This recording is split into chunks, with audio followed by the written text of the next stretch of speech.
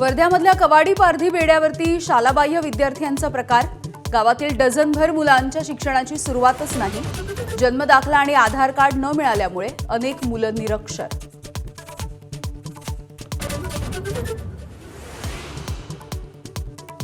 Israel आणि अमेरिकेचे इराणच्या इस्फहान शहरावरती हल्ले। 26 लोकांचा मृत्यू। कोम शहरामध्ये 18 जण ठार। इराणकडूनही जोरदार प्रत्युत्तर।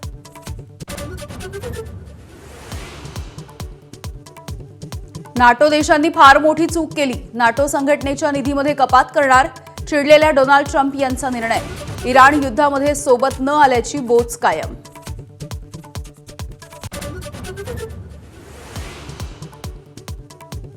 इराणचे सौदी अरेबियामधल्या लष्करी तळांवरती हल्ले। अमेरिकेचे 10 जवान जखमी। अनेक विमानांचं मोठं नुकसान।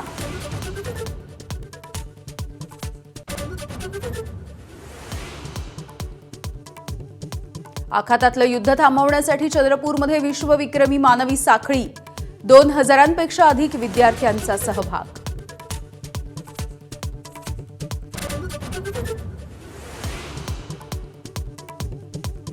अशोक खरातला भर चौकात उभं करून सुया टोचून मारा। सुधीर मुनगंटीवारांचा संताप।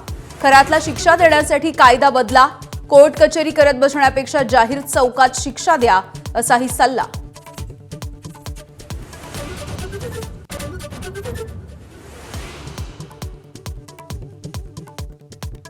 अशोक खरातच्या अटकेसाठी 2 तासांचं ऑपरेशन। फक्त तिघांनाच होती माहिती।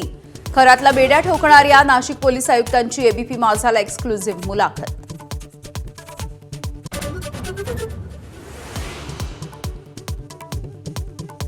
बोंधू अशोक खरात प्रकरणामध्ये पीडितांचे फोटो आणि व्हिडिओ व्हायरल करणाऱ्यांच्या विरोधात कारवाई। 70 जणांच्या विरोधात सायबर पोलिसांकडून गुन्हे दाखल।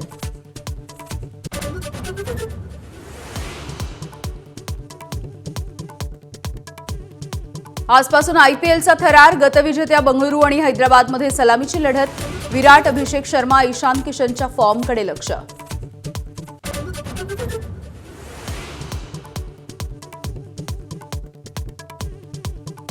आणि आयपीएल सुरू होण्यापूर्वी चेन्नई सुपर किंग्सला मोठा धक्का।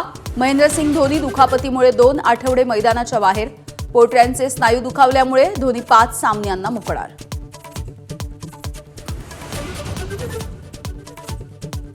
नोएडामध्ये जाऊयात, कारण नव्या आंतरराष्ट्रीय विमानतळाचं आता उद्घाटन होतं आहे आणि बहुप्रतीक्षित अशा या पहिल्या टप्प्याचं उद्घाटन आज पंतप्रधान नरेंद्र मोदी यांच्या हस्ते केलं जाणार आहे।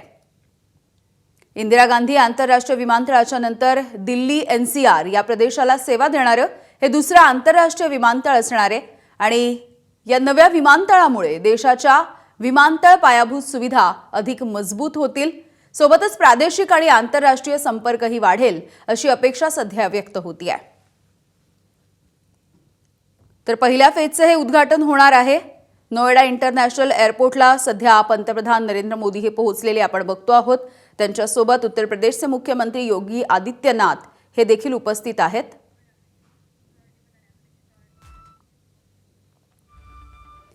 नोएडा आंतरराष्ट्रीय विमानतळाची प्रवासी हाताळण्याची क्षमता जर आपण पाहिली तर प्रतिवर्षी म्हणजे दरवर्षी 12 दशलक्ष प्रवासी या ठिकाणावरून प्रवास करू शकतील।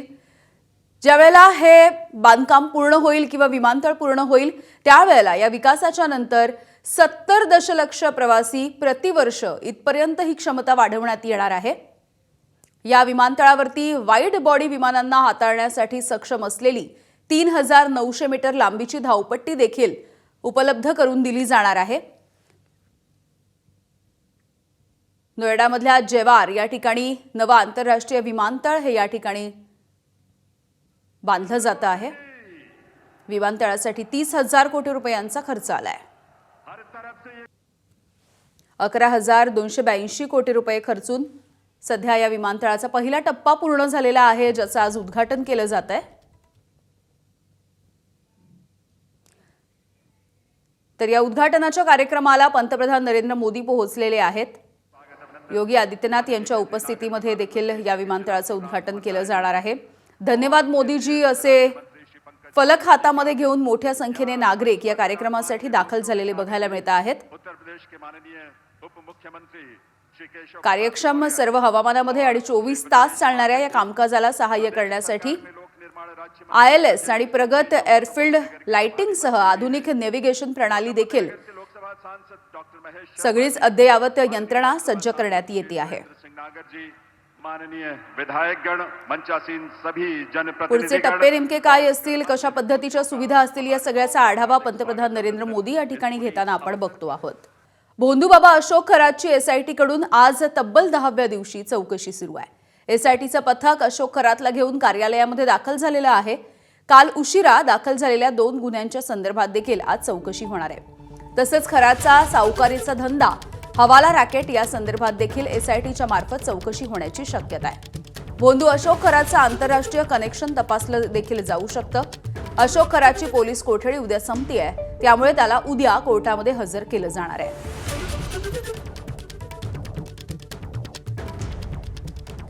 त्यामुळे आता आज 10वा दिवस आहे. SITचं पथक या संदर्भामध्ये चौकशी करत आहे. तेजस्वी सातपुते या SITच्या प्रमुख आहेत आणि त्यांच्या देखरेखीखाली ही चौकशी होतीये. काल रात्री उशिरा 2 गुन्हे दाखल झालेले होते. या संदर्भात देखील चौकशी केली जाणार आहे. 29 तारखेपर्यंत, 29 मार्चपर्यंत म्हणजे उद्यापर्यंत त्याला पोलीस कोठडी आहे. त्यामुळे उद्या पुन्हा एकदा त्याला कोर्टासमोर हजर केलं जाईल.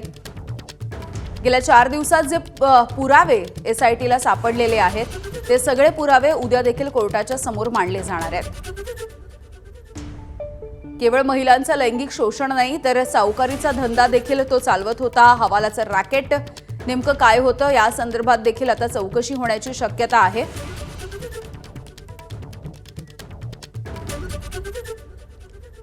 शुभम बोडके आमचे प्रतिनिधी आपल्याला या संदर्भातली माहिती देतील. शुभम, ज्या पद्धतीनं पोलीस कोठडी वाढवून मिळालेली होती, काय नेमके धागेदोरे पोलिसांच्या या तपासणीमधून समोर आलेले आहेत आणि आज सलग 10व्या दिवशी SIT कडून त्याची चौकशी देखील होती आहे.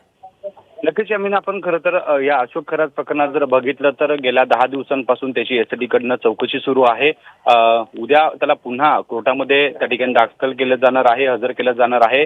खरं तर आज त्याची पोलीस कोठडी संपणार आहे आणि याच अनुषंगाने जर बघितलं, ज्या वेगवेगळ्या पीडित महिला ज्या समोर आलेल्या होत्या, त्या पीडित महिलांची जाब घेतल्यानंतर ज्या ठिकाणी खरं तर हा सगळा अशोक खरात त्याची कारनामे करत होता, त्याचं जे ओपस कार्यालय आहे जे नाशिकच्या कॅनडा कॉर्नर परिसरामध्ये आहे, त्या ठिकाणी SITच्या पथकाकडनं आणि फॉरेन्सिकच्या टीमकडनं त्या ठिकाणी पुन्हा एकदा पंचनामा सुरू करण्यात आलेला आहे. खरं तर उद्या कोर्टासमोर ज्यावेळी अशोक खरातला हजर केलं जाईल, त्यावेळी या 5 दिवसांमध्ये, या 5 दिवसांच्या पोलीस कोठडीत नेमकी अशोक खरातची काय चौकशी केली, कोणकोणते पुरावे SITच्या हाती लागलेले होते, या सगळ्या संदर्भात माहिती द्यावी लागणार आहे. आणि एकूण जर बघितलं तर कोर्टासमोर जे मुद्दे मांडायचे आहे, त्यासाठी जास्तीत जास्त पुरावे खरं तर SITच्या हाती खरं तर त्या ठिकाणी लागावे, यासाठी ही सगळी चौकशीला वेग आल्याचं पाहायला मिळतं. अशोक खरातची उद्या पोलीस कोठडी संपल्यानंतर या पोलीस कोठडीनंतर त्याला पुन्हा त्या ठिकाणी पोलीस कोठडी मिळावी, यासाठीच खरं तर SITचा जो तपास आहे तो त्या आपल्याला त्या दिशेने जाताना पाहायला मिळतोय. कारण अनेक महत्वाचे धागेदोरे SITच्या हाती लागलेले होते. अनेक महत्वाच्या पुराव्याच्या अनुषंगाने हा तपास सुरू आहे.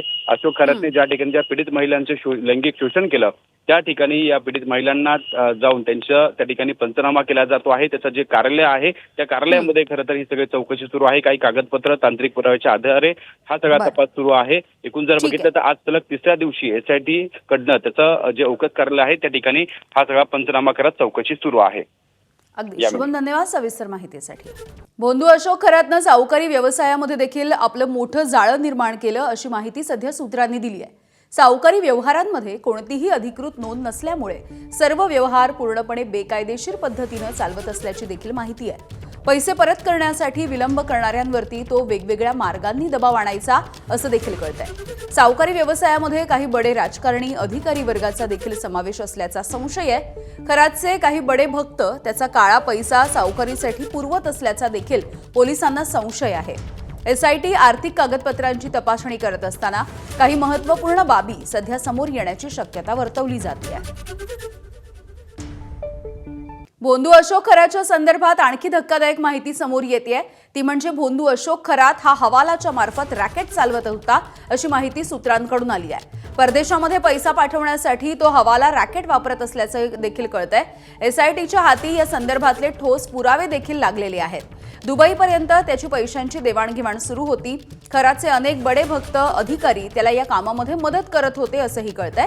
आणि त्यामुळे हा आर्थिक गुन्हा आंतरराष्ट्रीय स्तरावरती देखील पोहोचण्याची शक्यता आहे.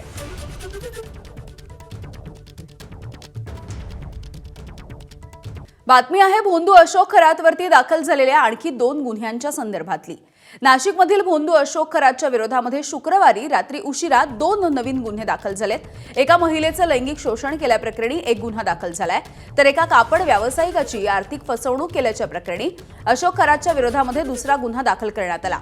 त्यामुळे अशोक खरातवरती आतापर्यंत एकूण 10 गुन्हे दाखल करण्यात आले आहेत। यामध्ये महिला अत्याचाराच्या प्रकरणी 8 गुन्हे दाखल करण्यात आल्याचे नोंद आहे, तर आर्थिक फसवणुकीच्या प्रकरणी 2 गुन्हे दाखल करण्यात आले आहेत।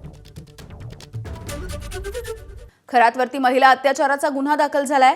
पतीच्या सोबत वारंवार खटके उडत असल्यामुळे त्यावरती काहीतरी तोडगा निघावा यासाठी ही तक्रारदार महिला खरातकडे गेली होती। खरातनं तिला अनेक भूलथापा दिल्या। 6 ते 7 वेळा तिला कार्यालयामध्ये बोलवत तिचा विश्वास संपादन केला। यानंतर ऑगस्ट 2024 मध्ये खरातनं तिला आणि तिच्या पतीला नाशिकच्या कॅनडा कॉर्नरवरच्या कार्यालयामध्ये बोलवलं। तिथे तांब्यामधलं पाणी देऊन तिच्यावरती लैंगिक अत्याचार केला। पुढे ऑगस्ट ते डिसेंबर 2024 या काळामध्ये त्यानं तब्बल 4 वेळा तिच्यावरती लैंगिक अत्याचार केलाय। महिलेला महादेवाचा अवतार असल्याची बतावणी देखील त्यानं केली होती। लैंगिक अत्याचाराच्या नंतर त्यानं तिला धमकी दिली। महिलेनं कुणासमोरही हे जर उघड केलं तर तिच्या मुलांना मारण्यासह तिचं आयुष्य देखील उद्ध्वस्त करण्याची धमकी दिली होती, असं या महिलेनं तिच्या तक्रारीमध्ये म्हटलंय। सध्याचे महानगरपालिकेचे भूषण गगराणी यांच्या निवृत्तीच्या नंतर नवे आयुक्त आपल्या मर्जीमधले असावेत यासाठी भाजप आणि शिवसेना यांच्यामध्ये रस्सीखेच सुरू आहे। आयुक्त पदासाठी मुख्यमंत्र्यांच्या अतिरिक्त मुख्य सचिव अश्विनी भिडे यांचं नाव सध्या आघाडीवर आहे। महापालिका आयुक्तपदी नगरविकास खात्यामधील अनुभवी अधिकारी असावा अशी उपमुख्यमंत्री एकनाथ शिंदे यांची आग्रही भूमिका देखील आहे।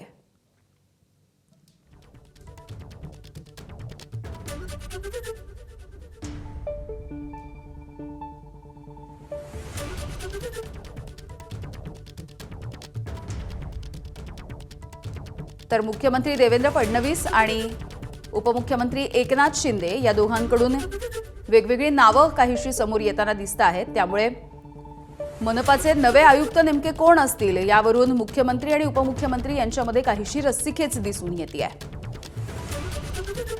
अनुसूचित जातींच्या उपवर्गीकरणाच्या संदर्भात स्थापन करण्यात आलेल्या बदर समितीचा अहवाल आता राज्य सरकारकडे सादर करण्यात आलाय।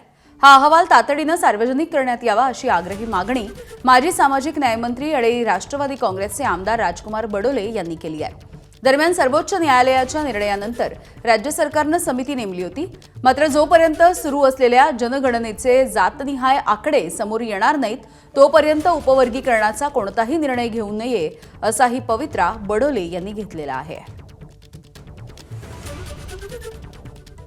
सर्वोच्च न्यायालयानं जे म्हटलेलं आहे का हा एकूणच याचा क्वांटिफाईड डाटा एकत्रित राज्य सरकारनं केला पाहिजे आणि वस्तुनिष्ठ डाटावरच या ठिकाणी उपवर्गीकरण केलं पाहिजे। दुसरं त्याच्यामध्ये एक जो क्रिमी लेअरचा विषय म्हटला आहे का क्रिमी लेअर करण्याचा पण अधिकार राज्य सरकारनं त्या बाबतीत दिला आहे। तर मूळ विषय येतो का अनुसूचित जाती ह्या प्रेसिडेन्शियल ऑर्डरनं ठरवल्या जातात, केंद्र सरकार ठरवते, परंतु हा उपवर्गीकरण करण्याचा राज्याला जेव्हा अधिकार दिला जाते तर त्याच्यामध्ये कोणत्याही समाजावर कोणत्या जातीवर याच्यात अन्याय होऊ नये एवढाच विषय आहे आणि म्हणून हा कुठेतरी पब्लिक डोमेनमध्ये आला पाहिजे एवढी आमची भावना आहे। रत्नागिरी जिल्ह्यासह सिंधुदुर्ग जिल्ह्यामधल्या अनेक भागांमध्ये मागच्या 2 ते 3 दिवसांपासून पावसानं हजेरी लावली आहे। अवेळी झालेल्या या अवकाळी पावसानं हापूस आंब्यासह काजूची गणितं देखील पार बिघडवून टाकली। यंदा हापूसचं उत्पादन केवळ 20% झालंय।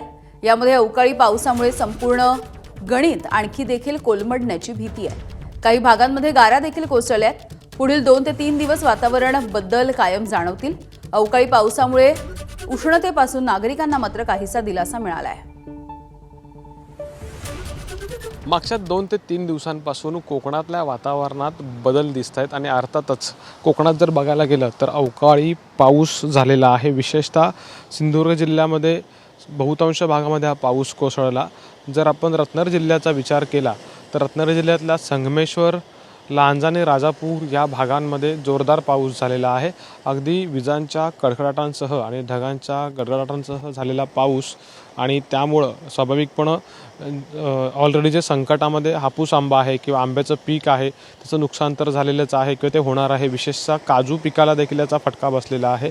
अगदी काही भागांमध्ये वादळ वाऱ्यासह पाऊस झाला आणि विजेचा लपंडाव देखील या भागांमध्ये पाहायला मिळाला आणि याचा जनजीवनावरती एक मोठा परिणाम झाला असं आपण देखील म्हणू शकतो।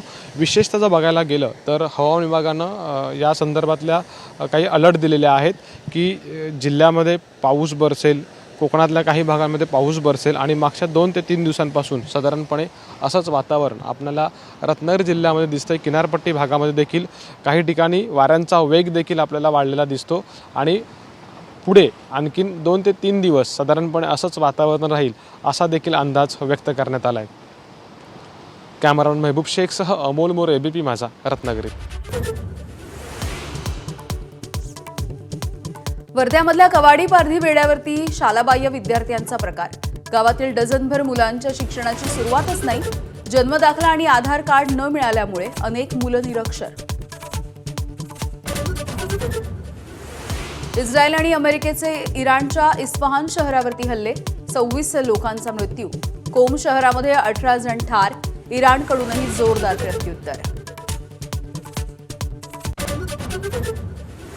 नाटो देशांनी फार मोठी चूक केली, नाटो संघटनेच्या निधीमध्ये कपात करणार, चिडलेल्या डोनाल्ड ट्रम्प यांचा निर्णय। इराण युद्धामध्ये सोबत न आल्याची बोच कायम। इराणचे सौदी अरेबियामधल्या लष्करी तळांवरती हल्ले, अमेरिकेचे 10 जवान जखमी, अनेक विमानांचं मोठं नुकसान।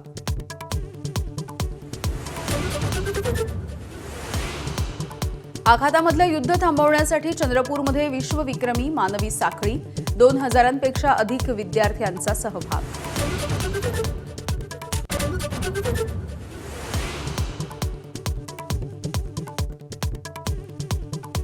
अशोक खरातला भर चौकामध्ये उभं करून सुया टोचून मारा, सुधीर मुनगंटीवार यांचा संताप। खरातला शिक्षा देण्यासाठी कायदा बदला, कोर्ट कचेरी करत बसण्यापेक्षा जाहीर चौकामध्ये शिक्षा द्या, असाही सल्ला।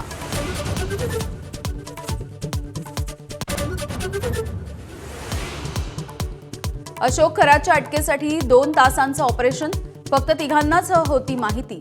खरातला बेड्या ठोकणाऱ्या नाशिक पोलीस आयुक्तांची एबीपी माझाला एक्सक्लुझिव्ह मुलाखत। बोंधू अशोक खरात प्रकरणामध्ये पीडितांचे फोटो आणि व्हिडिओ व्हायरल करणाऱ्यांच्या विरोधात कारवाई, 70 जणांच्या विरोधात सायबर पोलिसांकडून गुन्हे दाखल।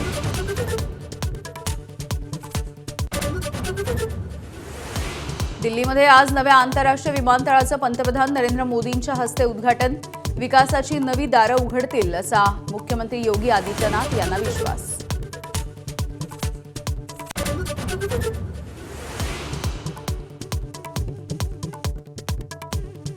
आजपासून आयपीएलचा थरार, गतविजेत्या बंगळुरू आणि हैदराबादमध्ये सलामीची लढत। विराट, अभिषेक शर्मा, ईशान किशन यांच्या फॉर्मकडे लक्ष।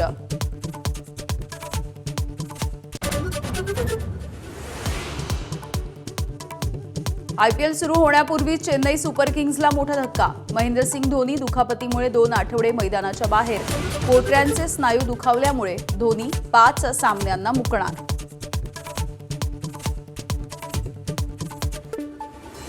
फोनच्या माध्यमातून बोंधू अशोक खरातच्या विरोधामध्ये 100पेक्षा अधिक तक्रारी आल्याची माहिती आहे। खरातच्या प्रकरणी एसआयटीकडून हेल्पलाईन क्रमांक देखील जारी। तक्रारींमध्ये 70% महिलांचा समावेश असल्याची सूत्रांची माहिती। बोंधू अशोक खरातनं सावकारी व्यवसायामध्ये देखील उभं केलं मोठं जाळं। सर्व व्यवहार पूर्णपणे बेकायदेशीर, पैसे परत करण्यासाठी विलंब झाल्यास दबाव टाकण्यासाठी वेगवेगळ्या मार्गाचा खरातकडून अवलंब। व्यवसायामध्ये काही बडे राजकारणी आणि अधिकारी वर्गाच्या सहभागाची शक्यता। अशोक खरातकडे 40 आमदार जात होते, दीपक केसरकरांनी सांगितलं। संजय राऊतांचं टीकास्त्र, खरातकडे जाणारे 40 आमदार नेमके कोण हे मुख्यमंत्र्यांनी जाहीर करावं, संजय राऊत यांची मागणी। स्वतः दीपक केसरकर म्हणतात, मीच का 40 आमदार तिथे जात होते, हे कोण सांगतंय? सत्ताधारी पक्षाचे एक आमदार सांगते की मलाच टार्गेट करू नका, तिथे 40 आमदार त्या खरात बाबाच्या पायाचं तीर्थ प्यायला जात होते। आता हे 40 आमदार कोण हे देवेंद्र फडणवीस यांनी जाहीर केलं पाहिजे। खरातला विमानसेवा देणारा नेमका कोण, तो दिल्लीमध्ये जाऊन काय करायचा हे समोर यायला पाहिजे। खासदार संजय राऊत यांची मागणी। मुख्यमंत्री फडणवीसांच्या सरकारमध्ये खरातला राजमान्यता मिळाल्याचा देखील राऊतांचा आरोप आहे।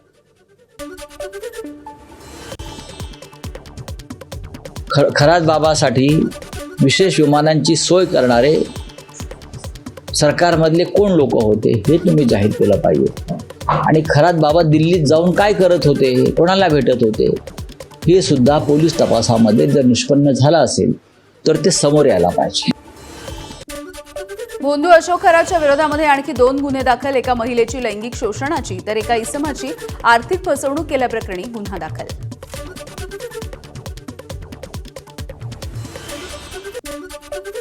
भोंदूबाबा अशोक खरात याच्याशी संबंधित पीडित महिलांचे व्हिडिओ प्रसारित करणाऱ्या आणखी 65 जणांवरती गुन्हा दाखल करण्यात आला. आतापर्यंत एकूण 74 जणांवरती गुन्हे दाखल. तर व्हॉट्सअप, इंस्टाग्राम, फेसबुक, ट्विटरवरती पोलिसांची नजर.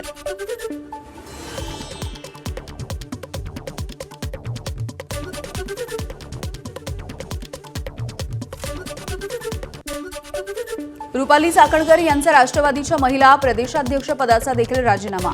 खरातला गुरुस्थानी मानणाऱ्या चाकणकरांना दुसरा धक्का. आधी महिला आयोगाच्या अध्यक्षपदाचा देखील राजीनामा. वैयक्तिक कारणांपासून सुरू झालेला माज 2 ओळींच्या राजीनाम्यावरती उतरला. शरद पवार यांच्या राष्ट्रवादीच्या महिला प्रदेशाध्यक्ष रोहिणी खडसे यांचा चाकणकरांना टोला.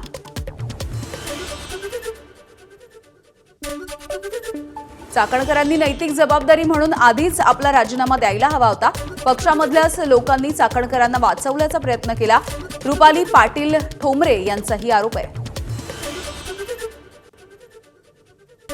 हे अत्यंत गंभीर आहे. त्याच्यामुळे त्यांनी त्याची ती जबाबदारी स्वीकारून राजीनामा ते पहिलाच द्यायला पाहिजे होता. परंतु त्यांना अत्यंत वेगळा एक कुठली तरी एक आत्मविश्वास होता. त्यांना त्यांची लोक वाचवत होती नेते मंडळी. बहुतेक नेते मंडळींना त्यांनी ज्यांना भोंदू बाबाकडे नेलतं त्यांना त्या ब्लॅकमेल करत असतील. भोंदू अशोक खरातच्या संपर्कामध्ये सिन्नरचा एक लोकप्रतिनिधी असल्याचा अनिसचा आरोप आहे. याच लोकप्रतिनिधीने मतदान यंत्र सुरक्षित राहावं यासाठी खासगी सुरक्षा रक्षक नेमून जादूटोणा केल्याचाही संशय आहे. प्रचारामध्ये देखील 1999 पासून खरात काम करत असल्याचा अनिसचा आरोप आहे. आपली मते समोरच्या उमेदवाराला जाऊ नये म्हणून त्या ठिकाणी जादूटोणा होईल अशा शंकेने खासगी सुरक्षा रक्षकही तैनात करण्यात आले होते. हे जे सर्व प्रकार आहेत या लोकप्रतिनिधीला त्या संबंधित कॅप्टन भोंदू बाबाने सांगितलेले होते काय याचा आम्हाला संशय आहे आणि याची चौकशी व्हावी अशी मागणी आम्ही पोलीस प्रशासनाला केली आहे.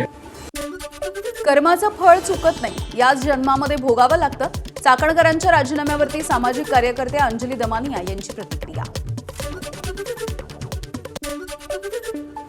पुण्यामधून स्वयंघोषित धर्मगुरू ऋषिकेश वैद्यला अटक करण्यात आली आहे. पिंपरीमधून त्याला ताब्यात घेण्यात आलंय. मी महादेवाचा अवतार आहे असं म्हणत त्याने महिलेवरती अत्याचार केले होते. वसईमध्ये दाखल असलेला गुन्हा पुणे पोलिसांकडे वर्ग. उद्या ऋषिकेश वैद्य याला शिवाजीनगर कोर्टामध्ये हजर केले जाईल. धाराशिव जिल्हा परिषदेच्या सभापती पदाच्या निवडीच्या नंतर शिवसेनेमध्ये वादाची ठिणगी. पक्षांतर्गत गटबाजी पुन्हा एकदा उफाळून आली आहे. शिंदेंचा आदेश स्थानिकचे पदाधिकारी पाळत नाही आहेत. शिवसेना लोकसभा प्रमुख आनंद पाटील यांचा गंभीर आरोप. अहिल्यानगर महानगरपालिकेच्या मालकीच्या असलेल्या जागेवरून गोंधळ. पालिकेच्या मालकीच्या जागेवरती अतिक्रमण झाल्यामुळे भाजपचे नगरसेवक निखिल वारे यांनी प्रशासनाला धारेवर धरलं. पालिकेच्या मालकीच्या जागांची नोंदणी करण्याची देखील मागणी. अजित पवार यांच्या निधनाला 2 महिने पूर्ण झाले. जय पवार, अजित पवार यांच्या स्मृतीस्थळी नतमस्तक. विद्या प्रतिष्ठान इथे जय पवार यांनी अजित पवारांच्या स्मृतीस्थळाचं दर्शन घेतलंय. रागाच्या भरात घराबाहेर पडलेल्या 3 अल्पवयीन मुलींचा शोध घेत पालकांच्या स्वाधीन. बीड शहर पोलिसांची कामगिरी. नांदेड पोलिसांच्या मदतीने एका मुलीचा शोध सुरू आहे. त्या तिन्ही मुलींना आपण पालकांच्या ताब्यात दिलं आहे. परंतु इथे अजून एक समस्या आम्हाला बऱ्याचदा जाणवली की मुलगी आणल्यानंतर पालकांच्या ताब्यात सहजासहजी जात नाही. मुलगी गव्हर्नमेंट हॉस्टेलला राहायला पसंती देते परंतु पालकांच्या ताब्यात जात नाही. यासाठी आम्ही बालकल्याण समिती जी आहे त्यांची पण मदत घेतली. त्यांचे काउन्सिलर चांगले आहेत. आम्ही सुद्धा आमच्या काही महिला पोलीस कॉन्स्टेबल चांगलं काउन्सिलिंग करू शकतात. या माध्यमातून मुलींची आम्ही मनं वळवले. 2-2, 3-3, 4-4 दिवस हॉस्टेलला राहिलेल्या मुली आम्ही परत पालकांच्या ताब्यात दिला. आता त्या मुली चांगल्या राहत आहेत. कोल्हापूरच्या बिद्रीमध्ये बेकायदेशीर गर्भलिंग निदान करणाऱ्या श्रद्धा हॉस्पिटलवरती छापा. 2 महिलांसह 4 जणांना अटक. पोर्टेबल सोनोग्राफीचं मशीन आणि गर्भपातासाठी वापरल्या जाणाऱ्या गोळ्या देखील पोलिसांनी जप्त केल्या. कापूस जिनिंगला आग लागून यामधून लाखो रुपयांचा कापूस जळून खाक झालाय. जळगाव जिल्ह्यामधल्या बोदवड इथली ही घटना आहे. अरिहंत जिनिंगमध्ये जेसीबीनं कापूस उचलण्याचं काम सुरू असताना ही घटना घडली.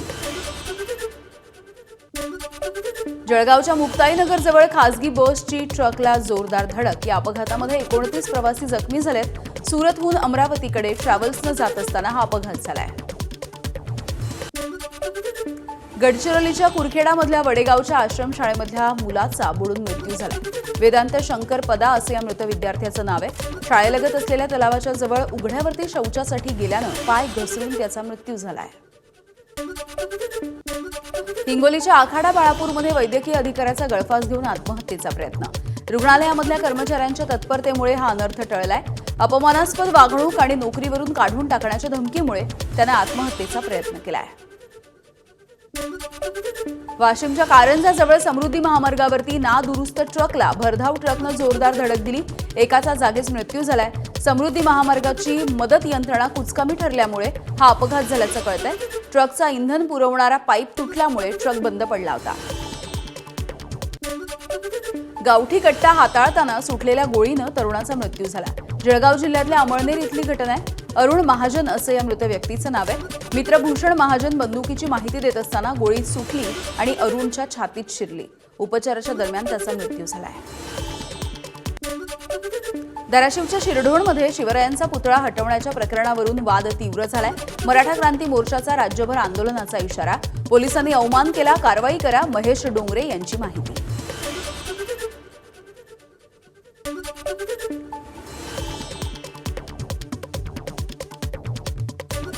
छत्रपती शिवाजी महाराजांचा पुतळा काढला गेला. लाजिरवाणी गोष्ट आहे. छत्रपती शिवाजी महाराजांचा बाप आहे, आमच्या आस्था अस्मिता आहे आणि आमच्या बापाचा जर पुतळा तुम्ही काढत असाल, ज्या पोलीस कर्मचाऱ्यांनी छत्रपती शिवाजी महाराजांचा बूट घालून पुतळा ज्यांनी काढला त्यांना बडतर्फ केल्याशिवाय आम्ही गप्प बसणार नाही. मध्ये बीड सीईटी परीक्षेचा बोजवारा. सलग दुसऱ्या दिवशी परीक्षा केंद्रावरती कुठलीही व्यवस्था नाहीये. त्यामुळे परीक्षार्थी संतापले. शहरामधल्या MIDC मधल्या MGM अकॅडमीमधली दुरवस्था. नाशिकच्या सप्तशृंगी गडावरती चैत्र उत्सवाच्या निमित्ताने आदिमायेच्या दर्शनासाठी भाविकांनी गर्दी केली आहे. फुलांच्या आकर्षक सजावटीनं मंदिराचा गाभा देखील सजलाय. साताऱ्याच्या शिखर शिंगणापूरमध्ये शंभू महादेवाची वार्षिक चैत्र यात्रा. ध्वज सोहळ्याच्या नंतर मध्यरात्री उशिरा शिव-पार्वती विवाह देखील संपन्न. भाविकांची मोठी उपस्थिती. शंभू महादेव मंदिर ते अमृतेश्वर मंदिर कळसाला मानाचे पागोटे म्हणजेच ध्वज बांधण्याची परंपरा आहे.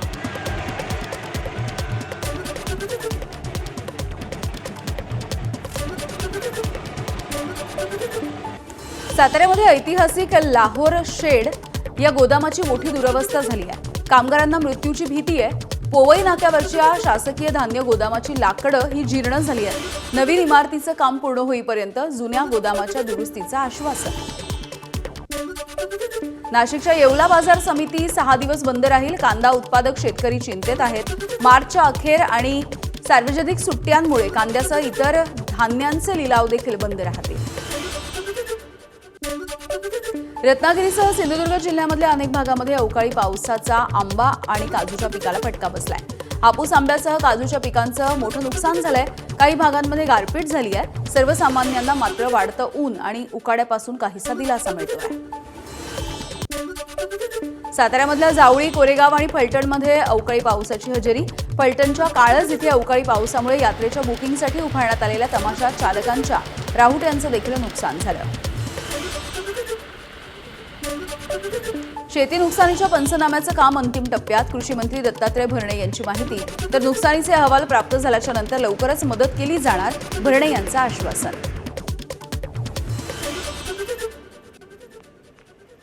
माझ्या शेतकऱ्यांचं नुकसान झालं त्या सगळ्या शेतकरी पिकांचं पंचनामे करण्याचे आम्ही त्याप्रमाणे आदेश राज्याचे मुख्यमंत्री, दोन्ही उपमुख्यमंत्री, महसूल मंत्री आम्ही सर्वांनी दिलेले आहेत. तर पंचनाम्याचं काम हे जवळजवळ बऱ्यापैकी पूर्ण झालेले अंतिम टप्प्यात आहे.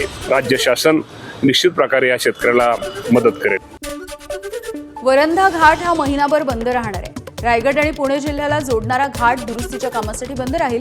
जिल्ह्यामधील हिरडोशी या परिसरामध्ये दुरुस्तीसाठी भोर घाट मार्ग देखील बंद ठेवण्याचे जिल्हा प्रशासनाचे आदेश. मध्य रेल्वे मार्गावरती उद्या मेगाब्लॉक असेल. माटुंगा ते मुलुंड अप आणि डाऊन धीम्या मार्गावरती मेगाब्लॉक घेतला जाईल. सकाळी 10:05 ते दुपारी 3:55 हा ब्लॉक असेल. ट्रान्स हार्बर मार्गावरती देखील उद्या मेगाब्लॉक आहे. ठाणे ते वाशी नेरूळ अप आणि डाऊन मार्गावरती मेगाब्लॉक असेल. सकाळी 11:10 ते संध्याकाळी 4:10 हा ब्लॉक असेल. पश्चिम रेल्वेवरती आज आणि उद्या असा 21 तासांचा मेगाब्लॉक आहे. आज रात्री 10:30 ते उद्या संध्याकाळी 7:30 वाजेपर्यंत हा मेगाब्लॉक घेतला जाणार आहे. राम मंदिर, मालाड, कांदिवली या ठिकाणी गाड्या थांबणार नाहीयेत. तर अंधेरी बोरिवलीच्या दरम्यान 15 डब्यांच्या सर्व गाड्या या जलद मार्गावरती धावतील. अकोला ते तिरुपती एक्सप्रेस आता आठवड्यामधून एकदाच्या ऐवजी दररोज धावणार आहे. अकोल्याचे खासदार अनुप धोत्रे यांच्या पाठपुराव्याला यश आलंय. बुलढाणा, अकोला, हिंगोली, यवतमाळ आणि अमरावती इथल्या भाविकांची सोय होईल. वांद्रे आणि खार पश्चिम या ठिकाणी आज आणि उद्या पाणी कपात. नवीन मुख्य जलवाहिनीचं काम केलं जाणार आहे. नागरिकांनी पाणी काटकसरीने वापरावं असं आवाहन करण्यात आलेलं आहे. आता कमी उंचीवरचे ड्रोन आणि क्षेपणास्त्रांचा अधिक सक्षमपणे वापर करणं शक्य होणार आहे. भारतीय लष्करासाठी रशियाकडून तुंगुस्का हे संरक्षण प्रणालीची खरेदी 445 कोटी रुपयांचा करारही झालाय. नौदलाच्या विमानांसाठी 858 कोटी रुपयांचा करार देखील झालेला आहे.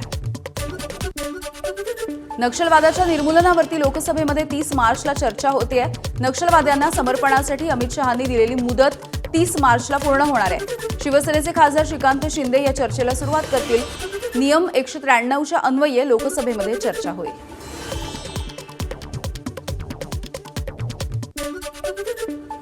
नेपाळचे माजी पंतप्रधान के.पी. शर्मा ओली यांना अटक झाली आहे. नवे पंतप्रधान बालेंद्र शहा यांनी शपथ घेताच ओलींना अटक केली. गेल्या वर्षी तरुणांची निदर्शनं मोडून काढल्याचा ठपका ठेवण्यात आला. जेनझीच्या निदर्शनामध्ये 70 जणांचा मृत्यू झाला होता. उत्तर प्रदेशच्या औरैया जिल्ह्यामध्ये आयफोन 17 पाण्यामध्ये पडला म्हणून एक पठ्ठ्या थेट गटारामध्ये उतरला. लग्नाच्या वरातीमध्ये नवीन आयफोन त्याचा गटारात पडला होता. टीम इंडिया राष्ट्रीय विचार आपले पंतप्रधान राष्ट्रीय विचार करतात का? संजय राऊत यांचा सवाल. त्यांच्याकडे टीम आहे का? त्यांची टीम म्हणजे हम दो हमारे दो अशी देखील टीका करण्यात आली. संकट काळामध्ये टीम इंडियानं एकत्र येण्याचं पंतप्रधानांनी आवाहन केलं होतं. आता या टीम इंडियामध्ये नक्की कोण आहे? टीम इंडिया हा एक राष्ट्रीय विचार आहे आणि आपले पंतप्रधान राष्ट्रीय विचार कधी करतात का? मुळात त्यांच्या पक्षामधली टीम त्यांच्याकडे नाही आहे. हम दो हमारे दो ही त्यांची टीम. संकट काळामध्ये देशामधील विरोधी पक्ष केंद्र सरकारच्या बाजूनं. खासदार संजय राऊत यांची माहिती. देशामध्ये इंधनाचा मुबलक साठा असल्याचं पंतप्रधान नरेंद्र मोदी सांगतात. मात्र देशामध्ये गॅस आणि इंधनाचा तुटवडा असल्याचं चित्र आहे. संजय राऊत यांचा केंद्र सरकारवरती निशाणा. आपल्याकडे जर पुरेसा इंधन साठा आणि गॅसचा साठा असेल आणि तसं आश्वासन, तसा विश्वास देशाच्या प्रधानमंत्र्यांनी दिला असेल तर आपण त्यांच्यावर विश्वास ठेवला पाहिजे. भारत आणि इराण जे पूर्वपार आलेले संबंध आहेत त्याच्यामुळे भारतातला इंधन आणि गॅसचा साठा सध्या पुरेसा आहे असं चित्र दिसत आहे. सातारा जिल्ह्यामध्ये इंधनाचा मुबलक साठा आहे. नागरिकांनी घाबरून जाऊन अफवांवरती विश्वास ठेवू नये. पर्यटकांची गैरसोय होऊ नये म्हणून पर्यटन स्थळांवरती 20% जादा इंधन पुरवठा करण्याचं नियोजन. पालकमंत्री शंभूराज देसाई यांची माहिती. जिल्ह्यामध्ये पुरेसा गॅसचा साठा आहे. त्यामुळे गॅसची कुठेही जिल्ह्यामध्ये टंचाई नाही. त्यामुळे नाहक ग्राहकांनी, नागरिकांनी गॅसच्या डीलरच्या गोडाऊन समोर किंवा डीलरच्या शोरूम समोर रांगा लावू नये. असं जिल्हा प्रशासनाच्या वतीनं पालकमंत्री म्हणून मी सुद्धा जिल्हावासियांना या ठिकाणी आवाहन करतो. आखाती युद्धामध्ये आता येमेन या देशाचा देखील प्रवेश झालाय. येमेनमधील हुती दहशतवाद्यांनी इस्रायलच्या दिशेनं पहिलं क्षेपणास्त्र डागलंय. इस्रायलने हा हल्ला परतवून लावलाय.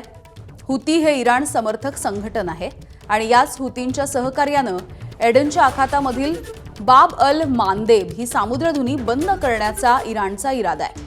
लाल समुद्र आणि एडनच्या आखातामधील माल वाहतूक या सगळ्यामुळे संकटात येऊ शकते.